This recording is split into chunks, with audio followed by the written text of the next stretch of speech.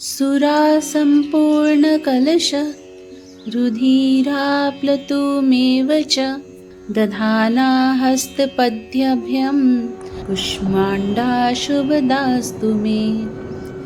हरे कृष्णा। नवरात्रि में चौथे दिन देवी को कुसमुंडा के रूप में पूजा जाता है। अपनी मंद और हल्की हंसी के द्वारा अंड यानी ब्रह्मांड को उत्पन्न करने के कारण इस देवी को कुष्मांडा नाम से अभिहित किया गया। जब सृष्टि नहीं थी, चारों तरफ अंधकार ही अंधकार था, तब इसी देवी ने अपने ईषत् हास्य से ब्रह्मांड की रचना की थी। इसलिए इसे सृष्टि की आदि स्वरूपा या आदि शक्ति कहा गया है। इस देवी की 8 भुजाएं हैं, इसलिए अष्टभुजा कहलाई।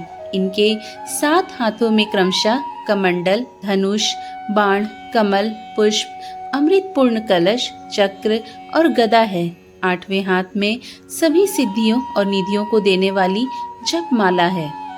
इस देवी का वाहन सिंह है और इन्हें कुम्हड़े की बलि अत्यंत प्रिय है।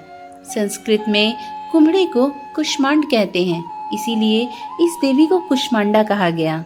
इस देवी का वास सूर्य मंडल के भीतर लोक में है। सूर्य लोक में रहने की शक्ति और क्षमता केवल इन्हीं में है, इसलिए इनके शरीर की कांति और प्रभा सूर्य की भांति ही दैदीप्यमान है। इनके ही तेज से 10 दिशाएं आलोकित है। ब्रह्मांड की सभी वस्तुएं और प्राणियों में इन्हीं का तेज व्याप्त है। अचंचल और पवित्र मन से नवरात्रि के चौथे दिन इस देवी की पूजा और आराधना करनी चाहिए। इससे भक्तों के रोग और शोक का नाश होता है तथा उसे आयु, यश, बल और आरोग्य प्राप्त होता है। ये देवी अत्यल्प सेवा और भक्ति से ही प्रसन्न होकर आशीर्वाद देती है। सच्चे मन से पूजा करने वालों को सुगमता से परम पद की प्राप्ति भी होती है।